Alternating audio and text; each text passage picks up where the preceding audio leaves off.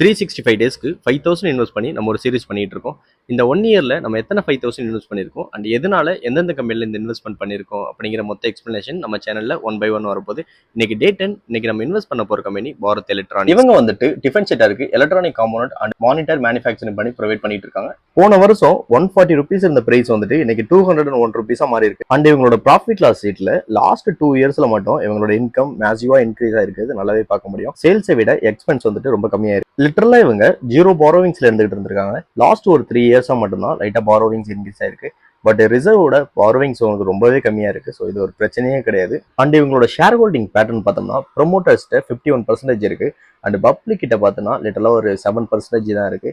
எந்த ஒரு பிசினஸ் ஓனர்ஸும் நல்லா போற பிசினஸை விட்டுட்டு போகணும்னு யோசிக்க மாட்டாங்க. ப்ரொமோட்டர்ஸோட ஷேர் ஹோல்டிங் டாமினேட் பண்ணிடுச்சுன்னா அது ஒரு நல்ல கம்பெனின்னு கன்சிடர் பண்ணிக்கலாம். அண்ட் ரீசெண்டா டிஃபென்ஸ் செக்டரை பேஸ் பண்ணி நிறைய ஃபண்ட் அலோகேட் பண்ணிட்டு இருக்காங்க. அதனால இதை பேஸ் பண்ண செக்டர் சீக்கிரமாவே டெவலப் ஆகிறதுக்கு வாய்ப்பு